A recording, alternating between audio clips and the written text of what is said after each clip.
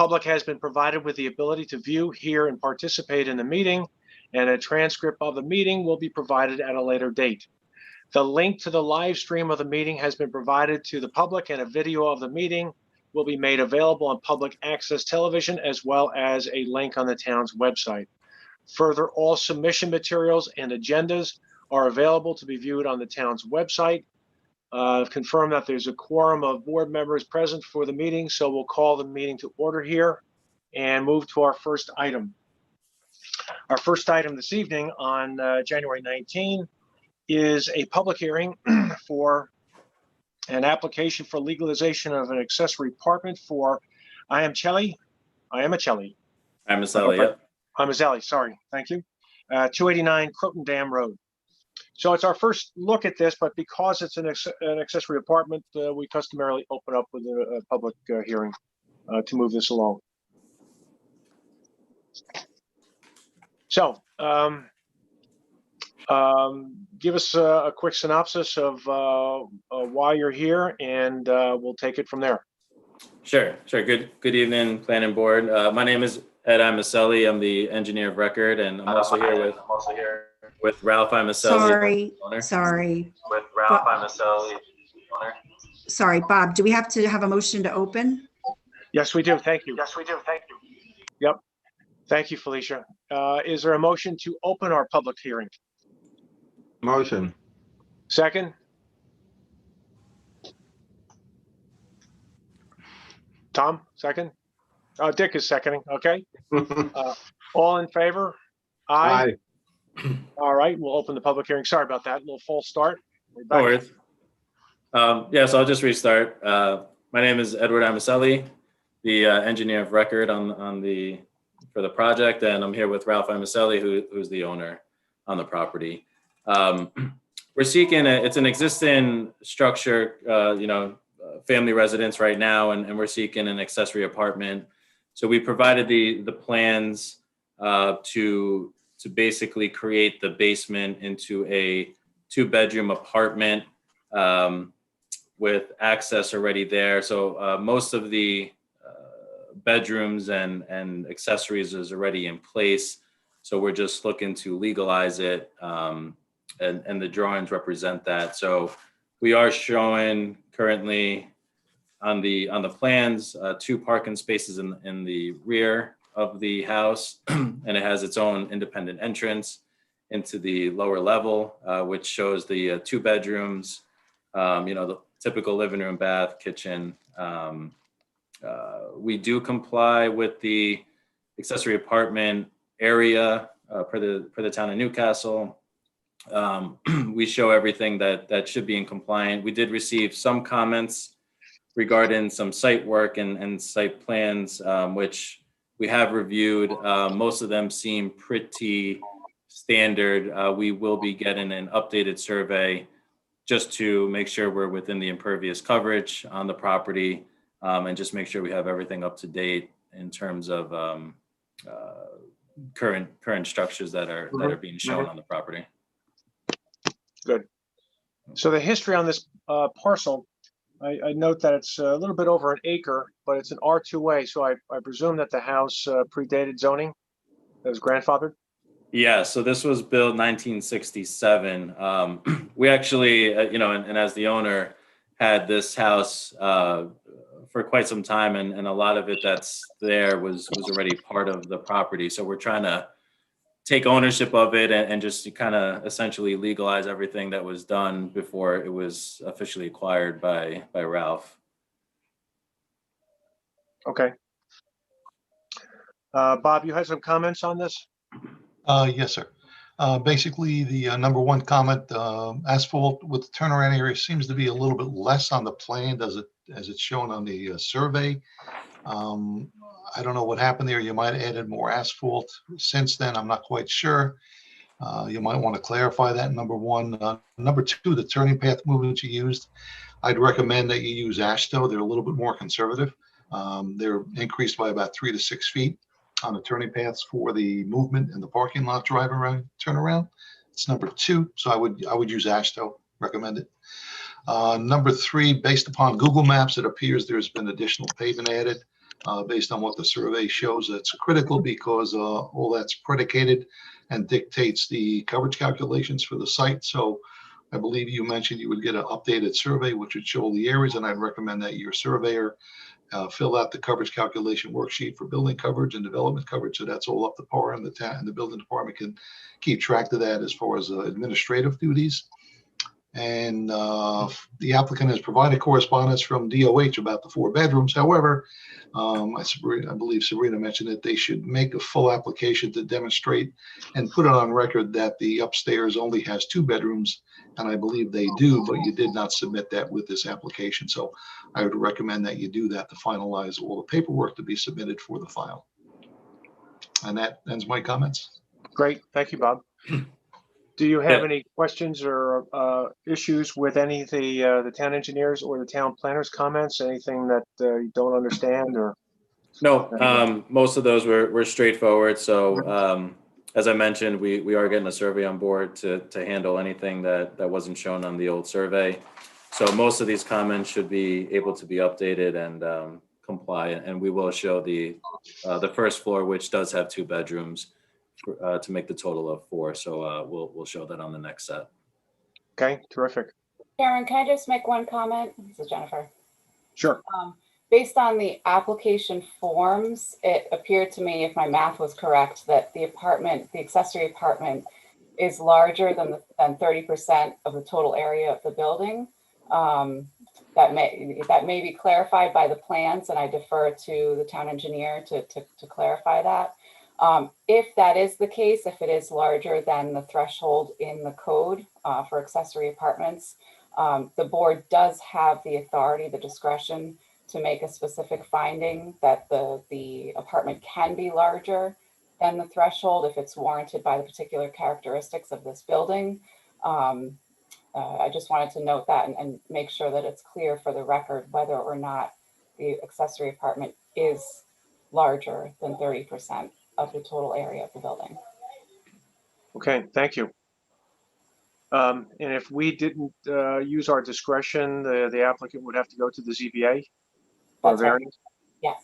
We have the ability to perhaps to shortchange that and move around it. Yeah, if it is larger, like I said, I was just using the information that was on the application forms. I didn't, scale the Right. plans or anything. Right. Okay. Yeah, I think it will be, because downstairs is about 1,000 square feet, and it pretty much matches what's upstairs. So it's, we're definitely not 30%. I would imagine we could, once we draw up the first floor, but I don't think we're going to be there. But it's as I mentioned before, it's already, we're just using whatever was existing.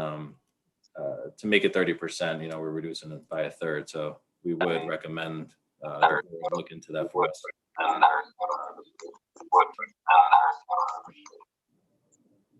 Will your sketch include an internal diagram so we have those figures and square footage for the town staff?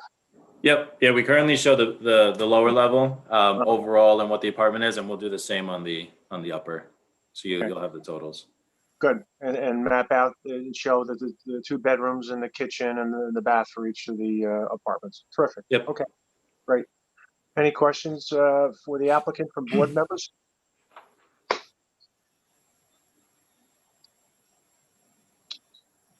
Okay, Carrie, do we have anyone online who is interested, wants to raise a hand and have a comment or a question? There are no attendees right now, and I don't see anybody on YouTube. Okay, keeping our audience consistent. Okay, all right. So I guess we will, if you can get these changes into staff, we can get you rescheduled and reschedule the extension of the public hearing, and perhaps we could also instruct staff to drop the resolution in anticipation of approval at the next time we get together. Perfect. So, I just have a quick question. Sure. And I'm sure it's in your calendar, and I apologize, but do you know how many weeks I have to submit in order to get onto the next agenda? No, I don't, but Felicia does. Yes, the next meeting is February 2nd, And the submission deadline, has passed. So February 16th meeting, the submission deadline is January 25th. So if you can get that all into us next week, by next week, we can get you scheduled for the second meeting in February. Okay, yeah, most likely we would be in March just due to the survey that's gonna hold us up. Okay. But that's yeah. fine. I appreciate it Mr. though. Yamicelli, I'll send you the schedule for our meetings and submissions. That'd be great. Thank you so much. Sure. Thank you. Great. Well, not seeing any other questions. Is there a motion to adjourn the public hearing and also to instruct staff to draw up a resolution for our next meeting? Motion. Second? Second. Okay, all in favor? Aye. Aye. Oh, watching Dick's thumb. Okay. Very good. Bob, I presume that, that the resolution in favor would include, what Jennifer brought up, the discretion to allow the greater than 30%, which I'm very much comfortable and in favor of. I just want to make sure that we're acknowledging that. Absolutely. We would make sure if it turns out that it sounds like that the apartment is going to be greater than 30% of the total area of the building, we'll make sure that the resolution recites that provision and makes that finding to allow it to be larger than 30%. Great. Yeah. So Jennifer, just in anticipation, we have discretion on this. Do you have any feeling for any history on just how far that discretion might go in terms of percentages? The code just says that you are allowed to, you're permitted to have the apartment be larger than 30%. And it says if warranted by the characteristics of the particular building, which may include but not be limited to consideration of its existing floor plan and structural characteristics. So it doesn't give, that you can allow it to be 20% more than the 30%. It doesn't give a threshold. It leaves it totally within your discretion. But you do have to make the finding that it's warranted by the characteristics of this particular building. Okay, I'm not so quick to say there won't be a problem here because we don't know what the numbers are yet. So, but we'll find out. I can have Tom DePaul look at that. He'll look at that all the time. He'll make a determination to see how much over we are, so the planning board can feel comfortable on their discretion.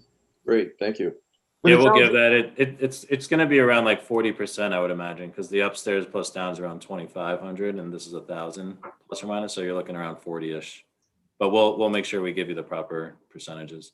And Thank it you. sounds like this is an upstairs, downstairs split, right? And Correct. Right. so that the physical characteristics of the building would, the natural split here is an upstairs, downstairs, which would push it over to the 30%. But sounds like the finding itself, if warranted and if we wanted to do it, couldn't be met relatively easily based on the physical character of the building. At least that's how I'm hearing it. Yeah, if that's the case, yeah. Right. Right. Yep. And I think it would be helpful to get Tom's input on that sooner than later so that the resolution recites the specifics in this particular application that would support this discretionary decision. Will do. Great. Thank you, Eldad. Very good point. Thanks, Tom. Okay, we set, so we'll see you sometime in March, perhaps. As soon as you can Yes. get your survey done, just contact staff and let us know when you got your material together and we'll schedule you. Great. Well, thank you so much. Thank you guys. so much. Have a good evening. Okay, thanks. Yep, bye-bye. Thank you. Bye-bye. Bye-bye. Okay, we go to our next item for this evening. This is a continuation of a public hearing, so it doesn't need a motion.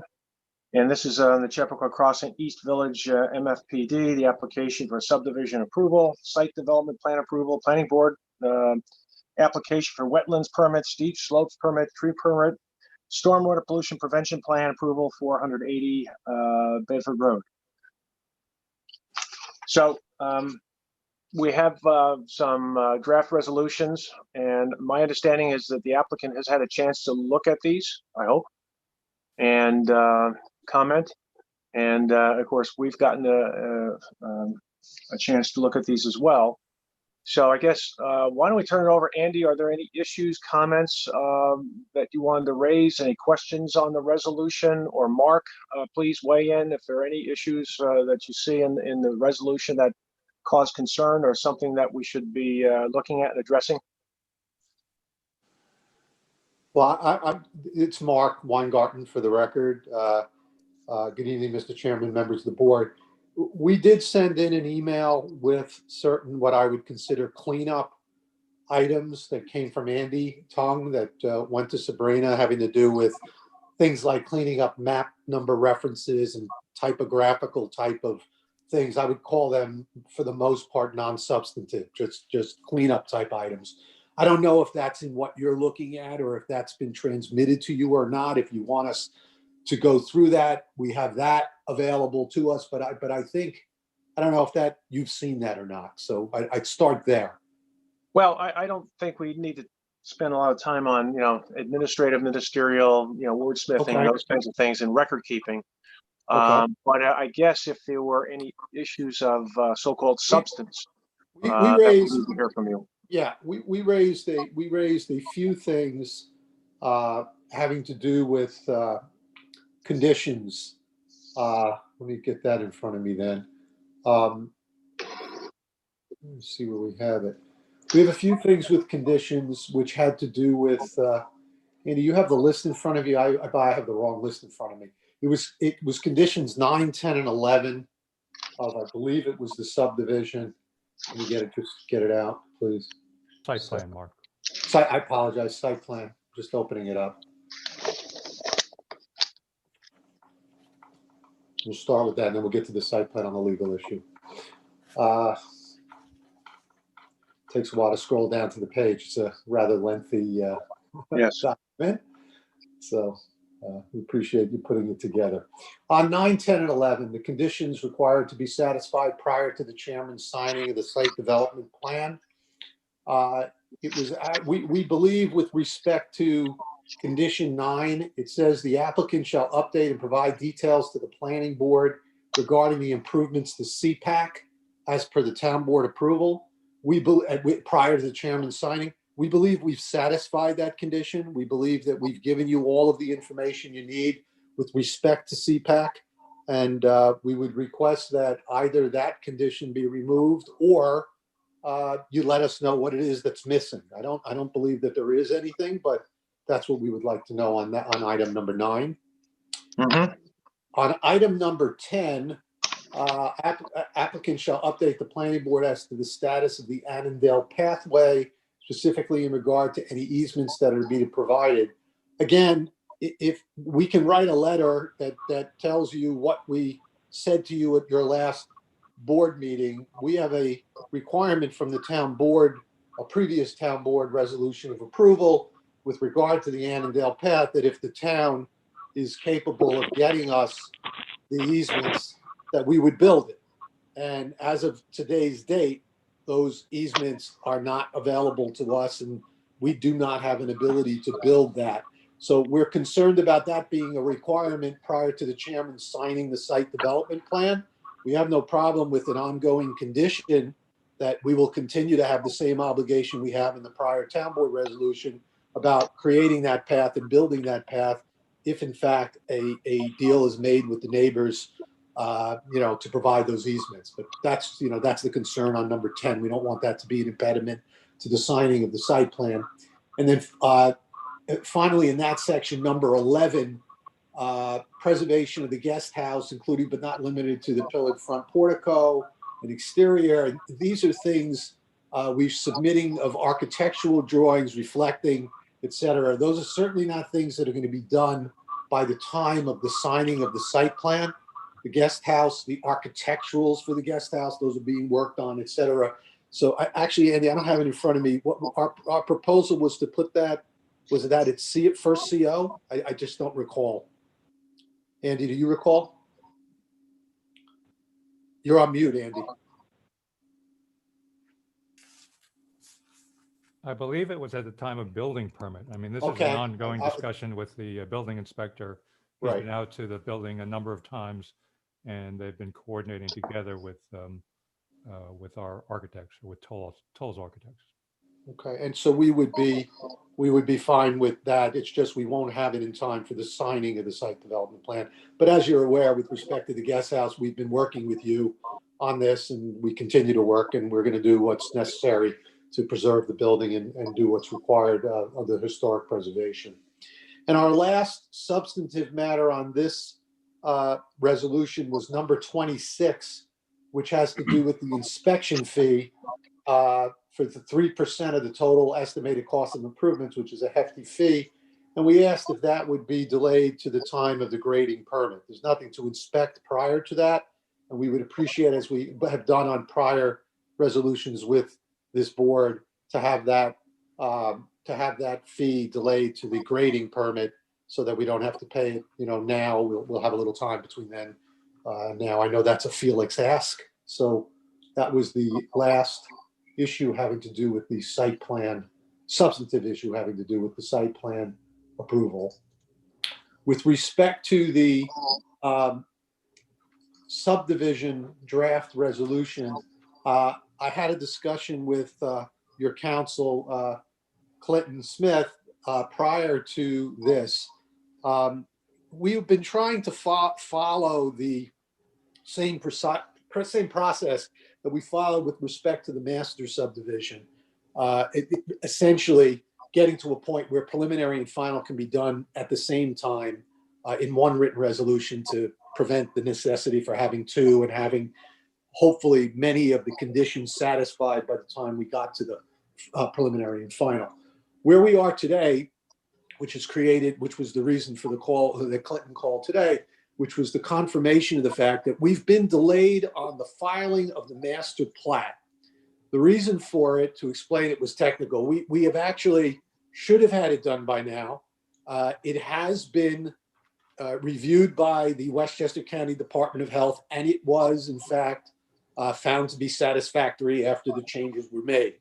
Unfortunately, in anticipation of closing, the applicant for the master subdivision transferred the deeds to the property to another related entity. That's part of the financial aspects of what's going on. It's a entity that Felix is involved with, but it went from one entity to another entity, the deeds that were involved. So now we have a master subdivision that was sent with a signature block of the applicant, who's no longer the owner of the property, which creates a title issue for us. So what we've had to do is go back and change the signature block. That's it. So that the appropriate title owner is reflected on the master subdivision plat. We will have to put in a paragraph here in the subdivision resolution just mentioning that there was a transfer. So you'll see there was an applicant and now there's a successor in interest. And when that occurs, we will file. We anticipate to have that filed, we would hope, by your next meeting. So where we are today is we're not in a position where we have the filed master subdivision. So we are amending our request this evening as we work that out, that we're not asking for approval of these resolutions tonight, but what we are asking for is to close the public hearings because we are finished. We will make these minor changes to these resolutions of approval, or your own people will make these that we chatted about. And if you had any questions, we're happy to talk about those. And we hope to be in position, if not in 2 weeks, depending on how long it takes to get certain things at your meeting after that, to be finished with everything and have both a preliminary and final subdivision approval and a site plan approval that evening. And I apologize if that's confusing, but that's where we are. Right. No, it is confusing, but that's okay. We're used to it. Where are we? We have this, Bob Sealy's been keeping track, I think, with your team, various and sundry points, conditions on the master subdivision filing. A number of conditions here that at least we're unaware of in terms of the status. Now we know, basically, and I'll let Bob talk to it, but speak to it. But basically, he has about 25 conditions. He knows that one has actually been done. He knows others are underway. But in some of these, I know, some folks say, well, it doesn't sound that serious, et cetera. But unfortunately, we still have, outstanding conditions from the retail that go back 5 or 6 years. And we really need to get these cleaned up. So perhaps what you could do is perhaps run through this. I don't know if you have a copy of it, or we can put it on, Bob, if you can post it. And we can actually run through these, and you guys can give us, an estimated ETA in terms of where we are on these and when you expect to have them finished. We sort of did this very informally in December when we ran through these conditions, and I think I asked the question, well, do you think you'll be ready in 45 days, 75 days, 90 days? And I think the response then was that we think within 30 to 45 days we'll be set. So, I mean, it's very difficult. Everyone's operating under difficult conditions with COVID, et cetera, and the slowdown, working remotely. So if you could give us some sort of an update on these 25, if you can read them. Can you post that, Bob, so everyone can see it? I can't send it to my computer, but Matt Steinberg should have them all. He's the one who prepared it. If he can share it on the screen, Matt should have it. I will agree. Matt is in charge. He is the master of all. Mr. Matrix. Matt He is the Steinberg. master of the matrix. Hopefully he has it at his fingertips. Yeah, he's looking for it. Last date is revised 6/23/2020, Matt. The subdivision first you're talking about? The master subdivision approval resolution. It's dated 4/23/20 and last revised 6/23/2020.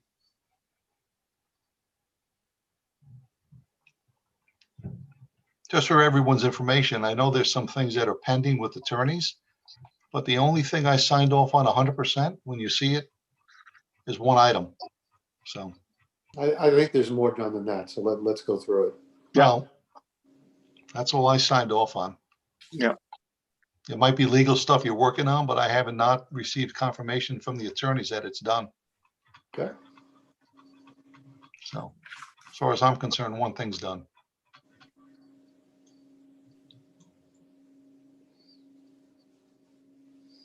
Okay. Does everyone see the table? Yeah. Okay.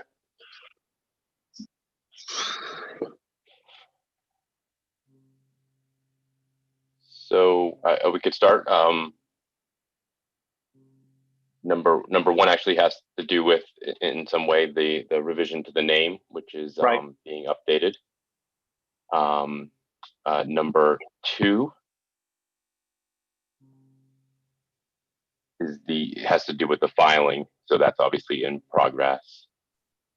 3 is a general, 4 general. So let's get to 5.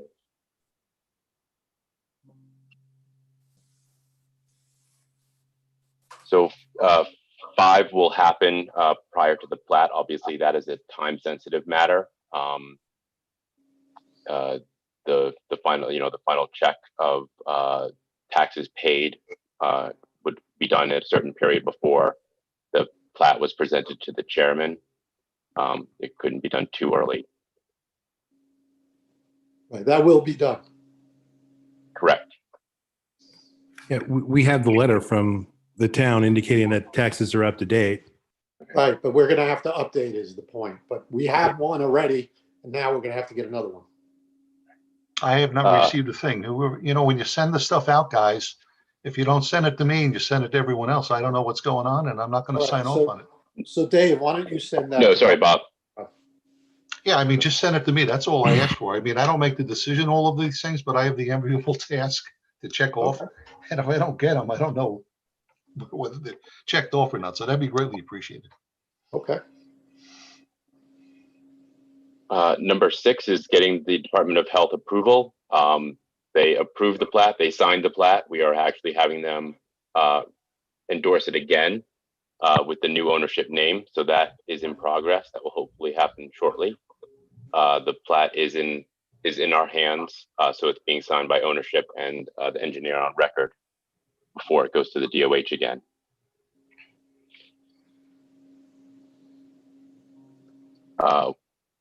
Once that plat gets the endorsements from DOH, then it will be sent over to the town so the town engineer can take a final look.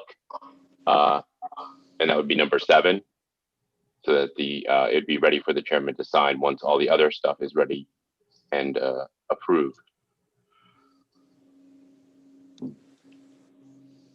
with it would be any requirements to satisfy number 8, which is proof of ownership. Has So any any of that been letters the submitted? attorneys need to. Clinton, have you Yeah. received any type of title report from the applicant regarding number 8? No, I have not. I don't know whether Nick has Ward Willis. So at number 8's where we were doing all these things, Bob and Matt, and it was number 8 where we kind of caught that the plat was missigned. I signed under the wrong ownership block. The ownership block had evolved. So Oh, was that that's when you found Yeah. out about it? yeah, that's when we had that little moment in time where like, oh well.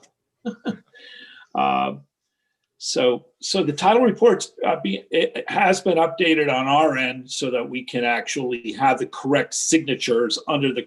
Remember, we have those lots on Roaring Brook. There's a lot of little pieces in here. Well, when you do get it, you'll send it to Clinton for his review and just copy me if you don't mind. Sure, be happy to. You can even sign it if you'd like and just save us. That's above my pay grade. Number 9 and 10 deal with the easements. Those are actually, Mark, maybe you know more about the status of those. As far as I know, they are with council. Town council would be being reviewed. And I don't think that's Clinton. I think that's Nick Ward Willis that's been reviewing those. Yes. I believe. Mhm. Right, but he has those. We've prepared them, and we haven't heard that they're not satisfactory, but they have been prepared and they have been delivered. I mean, Bob, if you need copies of I those. spoke to Nick on this. I don't know whether he has it. I mean, again, guys, I didn't know you sent it to him. I don't know what's going on with Nick Ward Willis on that. If you can copy me on that, that'd be great. Because when I get these things and you copy me, I follow up with Nick. And I'd have something more intelligent to say, but if I'm not in the loop, I can't help. Right. I can't speak to you directly as to exactly because it's been Janet Dearest that's been dealing with, but I'll find out from her. My understanding is that they've been prepared and they've been delivered to Nick Ward Willis. Some time ago, by the way, not recently. So, but I will find out. And I think some of these technical issues on these easements have really got to be looked at very carefully by staff in terms of meets and bounds and measurements. So Bob and I have talked about that before. He spends a good deal of time on this, making sure that technically the easements are accurate and correct. So it's very important that Bob gets copies of these as well as legal. Okay. Because what I do when I do get them, and I understand I don't sign off on the form. I'm not the attorney, but I do look at the technical end of it, and it saves some time because then I get them up front, and I can give them to the attorney, and then when they get it, they can send it to you instead of them looking at it and give it to me. It just adds more time to the process. So, to Robert's point. Thank you, Robert. Understood. Actually, on number 10, Bob Cioli had actually asked for a revision to one of the segments of that private drainage easement in relation to the site plan, the East Village site plan. So that is actually going to be shown on the revised plat at the same time. Or the plat with the new signature. We actually got it on there. Number 11 that we've reviewed with Bob, we were able to make the changes he requested.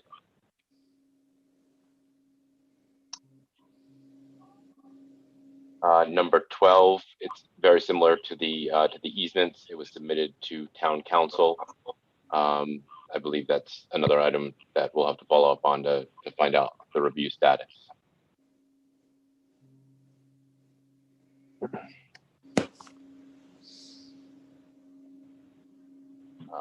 Number 13 and 14 are meets and bounds that we also reviewed with Bob before the plat was ready to be signed on our end and going to the Department of Health. So that one's all set. Then Matt, you're finished with that?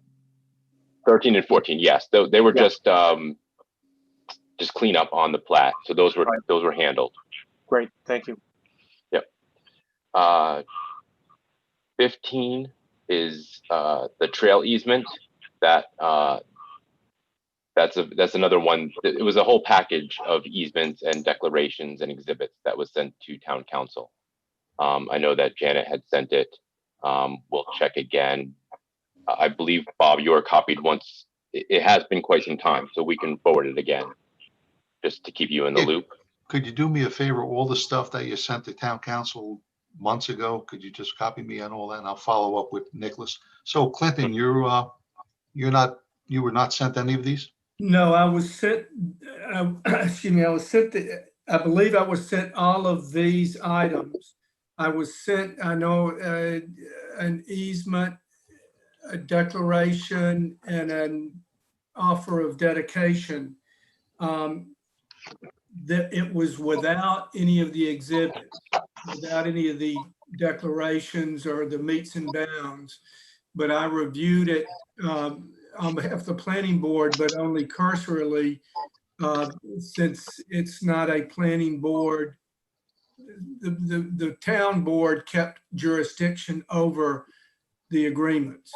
I looked at them and sent them on to Nick and said they're fine as far as I can see. And as far as I'm concerned, but he may have other issues. And that was, it probably sometime in December, but I'm not sure when. Thank you. I mean, just so everyone knows, so the easement on the walking trail, it's the walking trail that the planning board has seen on the East Village site plan. But the actual filing of the easement is part of the subdivision. So that will be, we'll get new copies of that to Bob. And Matt, that will reflect the latest version that we saw last time around. I think you had some different drawings, and I think we decided on one version that you submitted to us. It includes the one that was on the site plan. It does not at this time include the legs to Cowden. I know that there was some discussion whether or not that was something that the Cowden Lane residents would be in favor of. In Dave's dealings with the neighbors in the past, they were not in favor of connections. That would obviously be something that could easily be added. Right. That easement could be amended should the residents would like, if they would like that connection, that could easily be added. Right. Dave, did you have a chance to reach out to the association or any of the neighbors on that issue? We had discussed it, Bob. We had discussed it the last time we had talked about what was going on around the pond down there with Cowden Lane in terms of the maintenance. And at that point, they had said that they would not want to have that connection because what they were concerned about was people parking on Cowden Lane and accessing the trails from there. Right. And I mean, that seems like a legitimate concern. So I have not reapproached them on that. I mean, they would seem pretty steadfast on it. So I just left it as is. And, Okay. I don't think, if it's something that the town wants, I think it would probably have a little bit more impact if the town requested it from them rather than me as the developer. I just thought that would probably work out better. Okay. Good. Thank you, Dave. Number 16. So if you recall, the four parcels along Roaring Brook Road, those were in one of the town board approvals. Those were deemed to be what were called buffer lots. So in order to preclude further development on those lots, there'll be a conservation, there'll be an easement that was part of the package that was sent to town council that essentially restricts any further development on those parcels. So there'll be permanent open space. Okay. Number 17, I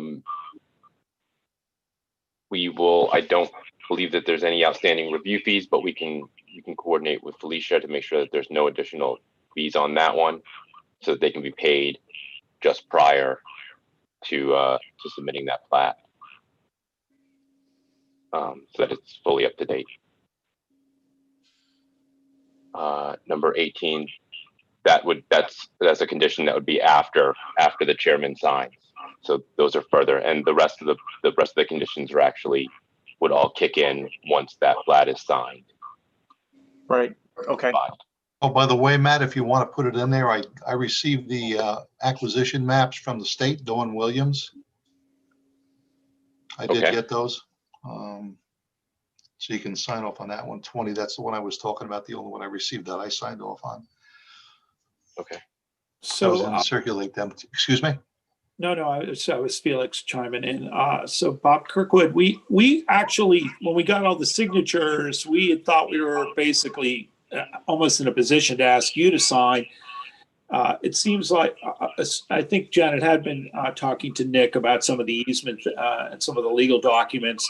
I know we had collected all the signatures, but apparently we've been remiss in terms of communicating where we were on status. Because I know we were talking internally about you signing the plat and being able to record it, literally a week or two ago. And that's when we kind of uncovered our little problem with the signature blocks. So I think, without being my usual optimistic self, I think we actually had completed the majority of these tasks, but we did do a very good job of letting Bob Cioli know that. Yep.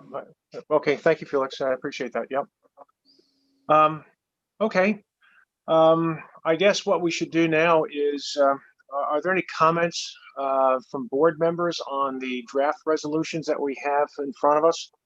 Again, I don't think we can take any action on this. First of all, it just doesn't seem proper to adopt resolutions on a lot that hasn't been created yet legally. It's about to be, I guess, but I think the fact that we have this pretty closely teed up is very positive. But any questions, comments from board members on the draft that we had before us over the weekend and before? Can you speak, Dick? Are you? Does the phone work? Can we hear you? Or I hear you. oh, we can hear you. That was good. You're back. You know that how magic. Okay, excellent, great. Okay. So anyway, board members, any questions, comments?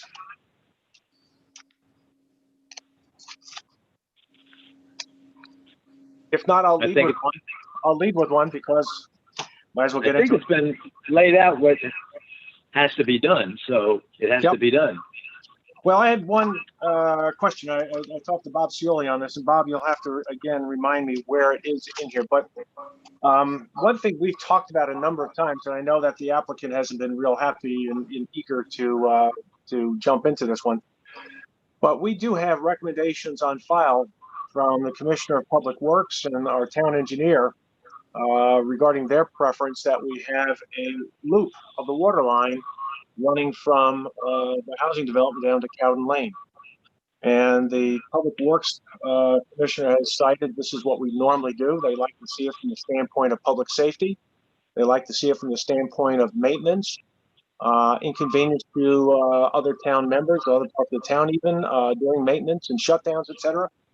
So what we have in here right now is it's been changed a little bit. And all it is just showing an easement, an area where such a loop should be installed. And from my perspective, this is something that we always do wherever we can as planners. We have, I think, abundant examples of precedent. And I think it would be a bad precedent for us not to take the recommendation of our Commissioner of Public Works and our town engineer and not pursue this. And at least pursue it to the extent that we have details with regard to not just the area and just where the easement will go, but the actual engineering, the drawing of the plans. And I'm perfectly willing to leave, if it's possible, some sort of language with an escape clause whereby, the town board or the town and the applicant speak later on in terms of costs and perhaps allocating costs or sharing costs. But I think to leave it out, I think that is another question that people have to be comfortable with that. But I think it would be a very different and bad precedent for us not to follow those recommendations. We always do. And I understand that there's a cost involved, but there's a cost involved with everything we do. whether it's stormwater, walls, engineers, stamping, and all these things. And it just seems to me that not to do it is the wrong thing. So my preference would be that we would amend and put those as conditions. I'm not sure when that should be done. I leave that to the legal folks in terms of when they think it's appropriate, but I think that should be part of this plan. So if I could offer some thoughts about that, and Bob Cioli, you can probably help out a lot on this one. The first is it good engineering practice to put the loop in? And I think I'm guessing the answer is yes, for all sorts of reasons. There's nothing bad you can say about redundancy in situations like this.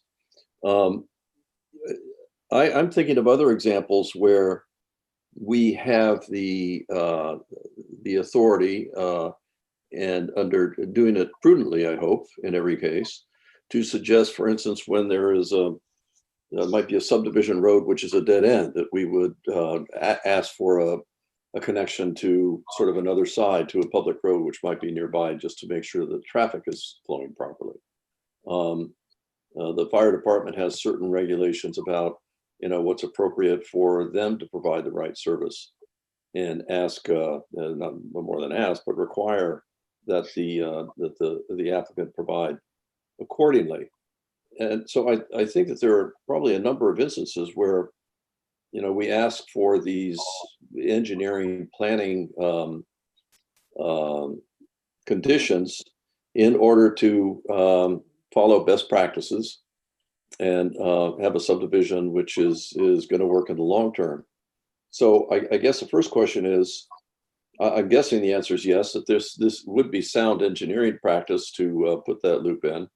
And I'm just wondering, why would the town board feel obligated to help share cost on it if it's essentially part of that loop would be serving the subdivision, I would think. I mean, I don't know who else it would serve. So I'm grossly ignorant on the subject, but it just sounds to me like it's the right thing to do. So can I respond to that for a second? I'll handle the cost side, which I'm sure doesn't surprise you. Hi, Tom. Hey, Felix. We're about $9 million into permits and approvals. The list of what we've paid for includes all of the traffic improvements, which came in at 2 times what the original budget was. And that's not counting the whole dance that we did between the T intersection and the roundabout. Right. The prior town supervisor asked me as a favor if I would make all the improvements and repave all the entrances to the school. We did that. We gave you the 4 lots. Chat Pack went from a gift to a gift that kept giving. The costs here have been significant. Nowhere in any condition of any of the prior discussions has there ever been a requirement to connect a water line to Cowden Lane. It's my understanding, and I'm usually the least informed on engineering, that there's a wetland crossing here. So we are happy to give an easement. We do not want to pay for it. We think we've politely paid enough, and we're still curious where the $1.5 million that we gave you as an impact fee has gone. And where has that been used? Because to our knowledge, despite that you guys have volunteered endless hours to try to work through this project with us, we're not aware that anyone has ever used any of that $1.5 million for anything. As the person who's been involved with this since 2004, I can tell you I have forgotten more than I remember, but I do remember where the dollars go. And I will tell you lastly on this whole process, through this project, which has evolved as a result of all of our efforts, and I'm proud of the project, we're dealing with some financial conditions over there that none of us had anticipated that affect all of our lives today. We have a shopping center that cannot be fully leased. We have tenants there that are failing. We have a very challenged economic environment. And frankly, the reason I had to buy our financial partner out is because they were done. There was no dollars left to complete this task. And I did complete that in October. So I'm not looking for anyone to throw me a pity party. But as I said the last time we got together on this matter, I think connecting the water line to Cowden Lane beyond providing an easement was a bridge too far. So I guess my answer never changed. And I hope you would reconsider that asking us to pay for that. Does anyone know, Bob, Clinton, does anyone know, in response to Felix's question about the $1.5 million stipend, whatever happened with that, what it was used for or designated for? I don't, way above my pay grade. I I don't know. I don't know if Les knows. I can certainly call him and ask him, but I believe has been since I ceased to represent the town and Nick stepped in. I believe that's when it was paid. Yeah, no, we paid it, Clint, we gave it to you guys a while ago. I did forget that we've left $600,000 in escrow over in the town for improvements down at the railroad crossing, which was also a late ad. That money still sits over there in escrow. I mean, there's, but the 1.5, there's been no discussion at any time other than when it was ultimately asked for, that we have no idea where it went or what it was used for. When do you know when it was asked for, when the town asked for it? Yeah, it was part of the, I think it was Part of the retail approval. Yeah, I'm sorry, Dave? Part of the retail approval, I believe we paid it in 2015. I thought it was done about the time of the intersection with the school, et cetera, in that area. Yeah, which is roughly around 2015. Yep, I believe that was it. I think the interest on that probably could pay for the water line. But anyway, somewhere there's $1.5 million floating around. And I know if that were in my house, I'd probably know where it is. Yeah. I don't know. I wasn't involved when you paid it. I hopefully am involved now and we'll try to find out where it is. Well, if you want to give it back, we're okay. We'll do the water line. Yeah. Well, let's exactly. But Andy, or Matt, isn't there a wetlands crossing involved in this? And didn't you guys have some thoughts on why, with all due respect to Jerry Marshall, why this was, in your opinion, from an engineering standpoint, not necessarily prudent, putting aside my gripe on cost? Yes, I was searching, I haven't found it yet, our official response, which was made several times in submissions to the planning board. The Chappaqua Crossing water system was initially thought to be built on the back of the Reader's Digest system. As it turned out and as it developed, the system that was dedicated or is to be dedicated to the town was primarily replaced to the full internal system. It was a brand new system, connects to the in-street mains at 3 locations, which allows a significant amount of redundancy within the Chappaqua Crossing system. That means that if at any point in time there's either a break in the main or a section that has to be removed, all sections of the site can be served from from 2 and 3, or a second and a third source, that is connection to the outside Newcastle mains. The connection at the north end of the East Village to Cowden Lane, while, as Mr. Curley said, all redundancy is helpful, would have no benefit to the Chappaqua Crossing system because, as I mentioned, all sections of the Chappaqua Crossing site are fed from 3 locations. It would, however, have a benefit, and we all recognize this, to the Cowden Lane, to the north end of Cowden Lane, which is the reason that we had proposed that an easement be provided for the town's future use, should it determine that the Cowden Lane north end was in need of additional backup, so that line could be put through. As a practical matter, it would extend from the East Village across the wetland that exists on the east side of the site. So there would be some wetland disturbance required. It wouldn't be the first time a water line or a sewer line went through a wetland, but just a matter of where that line would occur is that would be additional disturbance. and additional excavation. So I agree with the chairman's assessment that redundancy is good. In this case, we did not believe, and I was not at the meeting that Mark Ratz had with the DPW staff, but it was my sense that they also saw our point that there was no benefit to the Chappaqua Crossing water system because that was already connected out to the street in 3 locations. Andy, can I ask you specifically for the East Village neighborhood, that the connection to the internal system there, is it just one point of connection 2 to points. feeding the neighborhood, or are there 2 points of connection?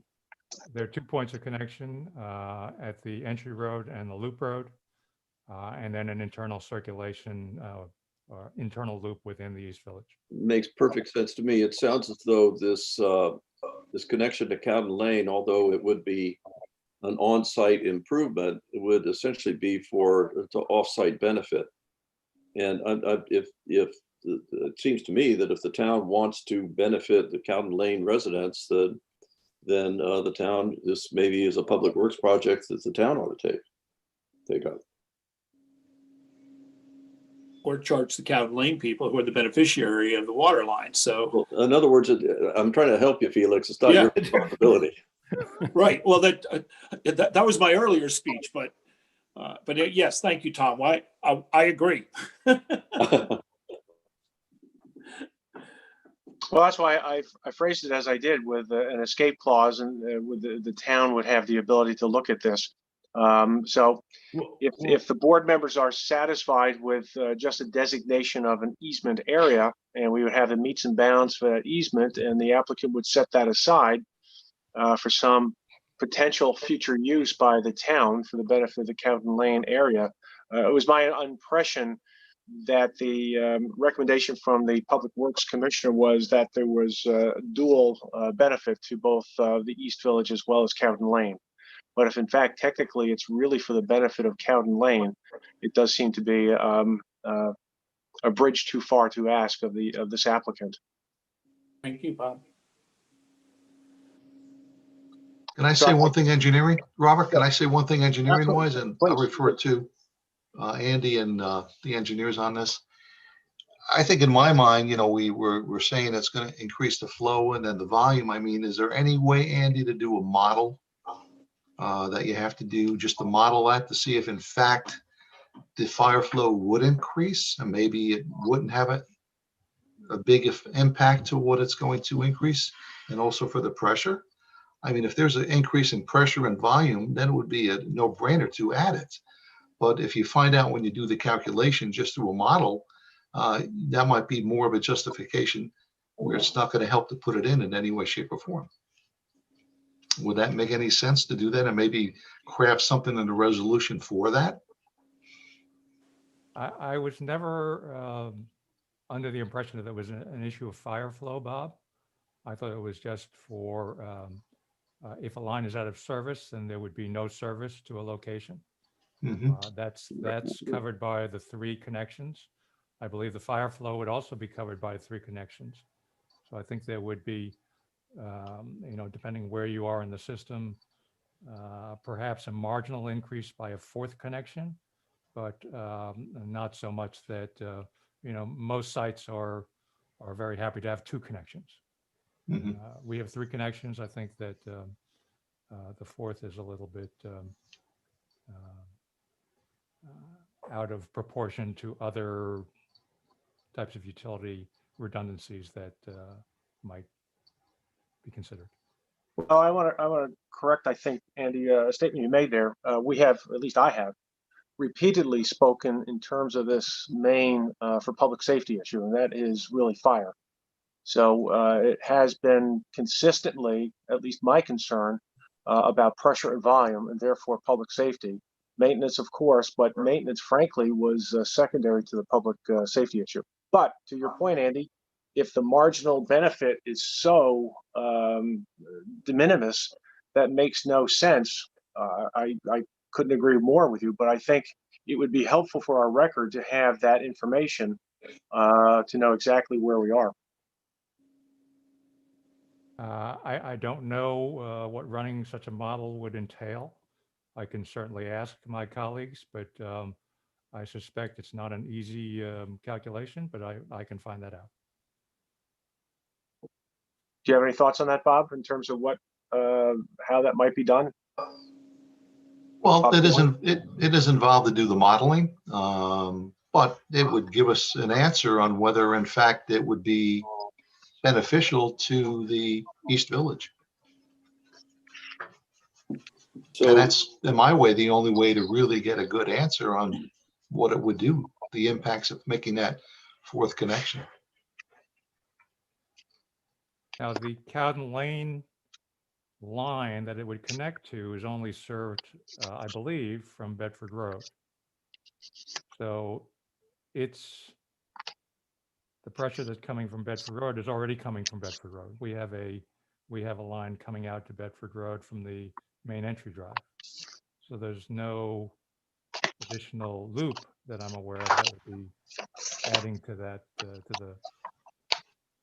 from that direction.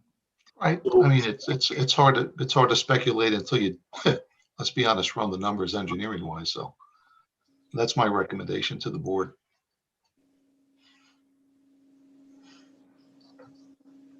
Could I ask if we know if there's any other sites in town that have 4 water connections to the public main?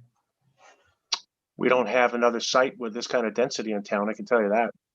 right. And area size. I mean, the length of runs on the water system is quite extensive. No, I understand that. No. Yeah, so I don't know the point of the question, frankly, because I mean, I understand what you're talking about and asking, but this is very, very different from what we've seen in town. Well, I'm happy to find out how what kind of model we might be able to run. Okay, thank you, Andy.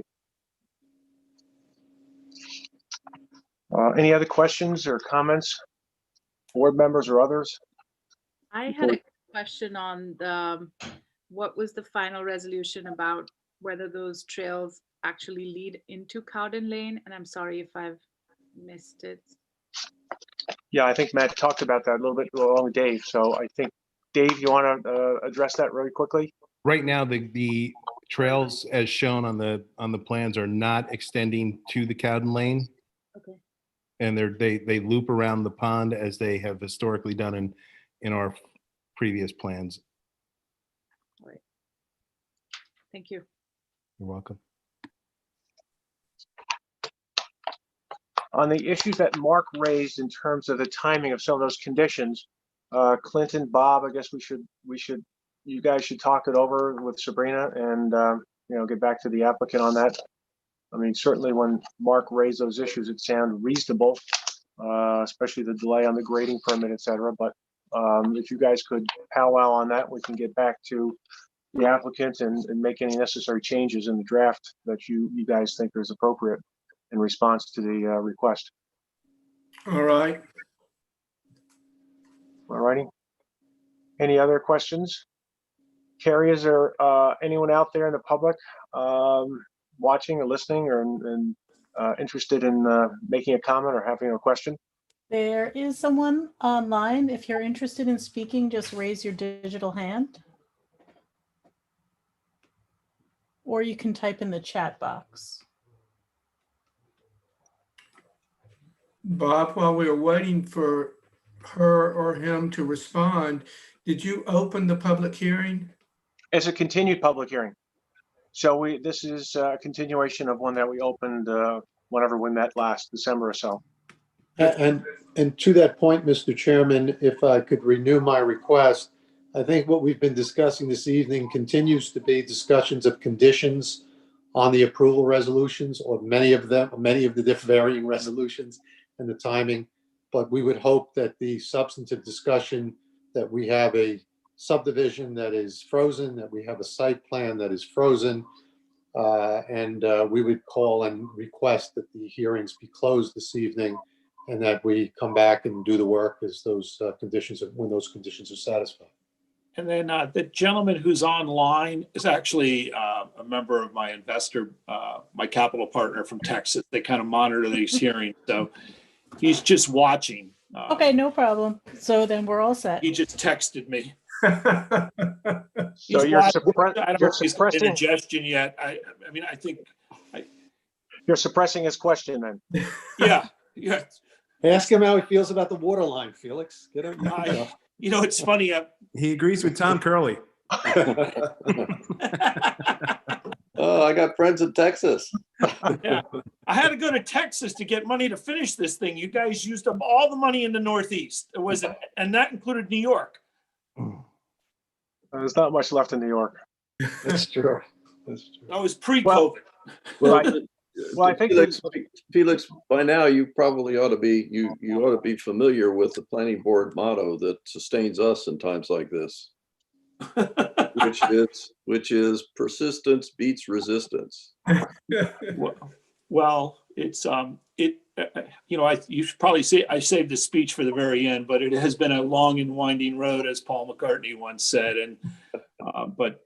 I know we're at the 1 inch line, but it would feel good to be on the other side of the goal line. And I do remain grateful that you guys have worked with me through this period of time. And I don't know, it seems like through all of it, we've managed to find compromise and get along. And I look forward to the final vote. Are we thinking, it's still me, so I'm going to ask about when. So you just think I've lost everything off my mind. Are we looking at Feb 2 or are we looking at Feb? I just understand that the signatures. Felix, if I could, our request is to, just so I can make it clear to everyone, our request is to close the hearings this evening and to be asked to be put on for February 2nd, which is conditional upon our filing that master subdivision plat and having those conditions finalized. And if we are not finished by then, we would write you a letter and ask to be put on the next meeting. But it's our hope to be done by then. But if it can't be all accomplished by then, we would ask for an adjournment of that. Thank you. Well, I've talked this over with staff and council. From my perspective, I'm a little uncomfortable closing the public hearing, not because there's much in substance that we're hearing from the public. The issue, of course, is the clock. So once we close a public hearing, we're down to 62 days to either approve or disapprove an application. I think it would be very, very awkward after all these years and all this time, be in a situation, especially during these COVID times, where you guys have not gotten your master subdivision somehow, some way done, filed, approved, and we're sitting here now with day 63, and what are we going to do? We're going to do a default approval. I doubt it. Are we going to do a disapproval? We don't want to do that. That's nuts. So I don't see what we're really gaining by closing the public hearing. We have our documents teed up. We'll make whatever fine-tooth changes we have to make. But I am very uncomfortable with closing a public hearing and having that clock start, especially in these days, especially given the optimistic days and reports that we've heard from in the past in terms of we can get this done. I don't see why we would want to put that undue pressure on us. Get the master subdivision approval done, approved, filed, and then we can come back in here and then start to work on the master subdivision application, which we also need before we can do the site plan. All of those points are well taken, Mr. Chairman, but as we've said in the past, as you've laid out, the pressure wouldn't be on you, it would be on us. And frankly, at the end of 62 days, and God forbid it takes that long for what we need to do here, we are the ones, we have a right to waive that 62 days. And of course we would, because otherwise we would have our entire approval blow up on us. So as we've done in the past, there's nothing that prevents us from going to do that. What it does is it creates some comfort in us that there's no new issues coming. We're dealing with the conditions that we have. We're dealing with the resolutions. We've got a closed hearing, and we are all very confident because we have the master subdivision now. We have that, I think while Bob is correct, and maybe he wasn't brought in the loop and said there's only one of the 25 conditions done as we went through them, I think you'll understand that most of those, the ones that are at least right now, can't wait till later. is sitting in the town's hand for review for the easements and the various documents you're looking for. So we expect that that's going to be done very quickly. So again, it is our request. That is the position we're taking. Of course, we would be waiving it if we had to. And, you know, it's our request, but of course the board will take its action this evening. Okay. Well, anyway, I remain uncomfortable with it, but we should hear from other board members and Clinton and Bob even on this issue. I think if you adjourn it until the first meeting in February, assuming you have room on the agenda, that would give Bob Cioli and me time to talk with Sabrina and with Mark. And I believe that based on that conversation, and possibly with Nick, based on those conversations, we should be able to put all the pieces together and have a good sense of when the cake will be baked. And I realize Mark's concern, but 2 weeks, I think, is not too much to ask, and it would give us time to do it. Okay. Board members, Tom, Eldad, Kanan, Dick. I defer to Clinton on this, and Bob, if you're hesitant, then I'm respectful of that. So I actually see no harm in waiting for a week or a couple of weeks while these things get sorted out. It's a little bit unfortunate that we have things happening between the applicant and the town board that the planning board and the Department of Development staff are not party to, because I think these things probably could have been pushed along a little bit more expeditiously had that happened, but this is where we are. So I see no problem in postponing until our next meeting if these things can be wrapped up by then. Okay. Dick, Eldad, Kanan. I mean, I similarly defer to you and to Clinton, and I echo Tom's sentiments as well. Okay. Dick, were you talking? I didn't hear you. Yeah, Dick, just dial *6 again to unmute yourself.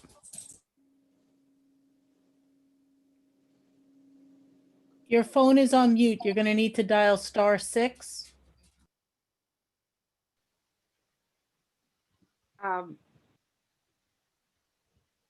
In the meantime, I too don't have. Okay, the phone is on. Can you hear me? Yes, sir. All right, good. This is a system, I guess, Kari and I will work on later. I understand the 62-day issue, and it's in the state's laws, I guess, so it's kind of hard to change it or do anything else once you trigger it. So that's a concern. But I would think that on February 2nd, I would like to see that perhaps we can identify, a half a dozen conditions that really are paperwork and just put them off, but still have them done before the plat is clean, is signed. So that we narrow this down and get it closer to the end point, because the issues I hear right now are simply what's the water pressure and the water volume. There should be a water model that someone can find that would allow that evaluation to proceed quickly. It's just simply, it's almost like 101 water management. But I don't have that program. Okay. So, February 2nd. Okay. Kanan, and you were saying before Dick came back on? Yeah, I do like Dick's idea of, can we come up with, if there is a bunch of items that we can we can say that if this is done by Mhm. second, we might be able to give them the certainty that they're looking for, and that might be helpful. But Okay. that's what I don't know enough about the implications of the 62-day. Okay. I'll leave that to you guys. Well, I think what council raised is what probably would happen in all practicality, but it's still there. And God forbid we have some sort of third-party interference at some point, and we are, in a position where the process is not quite correct. So I would suggest then that we adjourn the public hearing. We meet again on the 2nd. This will give a chance for Bob and Clinton and Nick to run through the checklist. It'll give you guys a chance to finally get the plat done, finalized, and report back. It's on file, and we're done. And then we can move forward with the rest of the work that has to be done. It will also give Felix time to complete our 75-page satisfaction report, which has to be filed in 20 copies, and the usual situation. I've got it all ready to go. I'm just looking to press send, but I'm not sure satisfaction. I'm looking for a synonym. Whatever. Okay. So we'll see you guys then on the 2nd. In the meantime, if there's any kind of correspondence, let's get that done and get our everything here up to speed and put us in good position to move forward. Again, and also on those points that Mark raised in terms of those conditions, we really need to tackle those and get back to the applicant, and we'll have some resolutions and maybe some revisions to the resolution as a result. Okay. Okay. Thank you, Mr. Anyone Chairman. else? Few members of the Thank you. board. Okay. Thanks. All righty. Good night. Good night. So we're set there. And I think that's it for this evening. I guess we will see each other again on Thursday to continue our discussion on the form-based code. And I think that's it for this meeting. I'm sorry that I won't see you on Thursday. These meetings You are can just watch full them of on sorrow, it's YouTube. amazing. But I will that not be sounded there. about, that I will sounded, not be there as well. you guys are sounding about as sincere as you can make it sound, I think. Clinton, perhaps we could get Sabrina to file a something to the state that if you came and you just came to learn that you could get some PDHs. I have a question. Was everyone able to access that Google Doc that I started for the form-based code? Is that okay? I just wanted to know if we should continue working on that. Did you guys have a chance to comment on it? I have not had a chance to do it.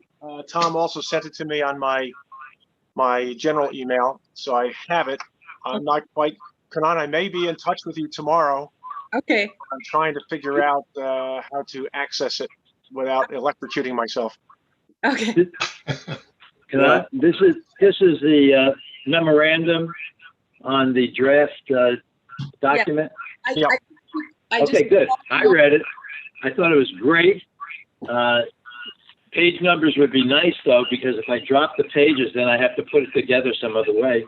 Okay. And my only comment is that on, let me see, building height and financial feasibility, there's a typo on the third line. And I think it's a great job. Good, great. I look forward to looking at it. So we meet on Thursday at 6:30, I believe, right? Right. Right, okay. Yeah. Okay, is there a motion to close this evening's meeting? So move. Second? Second. All in favor? Aye. Aye. Aye. Okay, Aye. very good. Thanks. Good night, all. Dick, Thank you, Good Barry. evening. Thanks, Thank Melissa. you, everyone. I'll reach out to you tomorrow. We'll try to figure out the troubleshooting, okay? Sorry, what are you and I gonna do here? Clinton? Oh, he checked out. What? No, I'm here.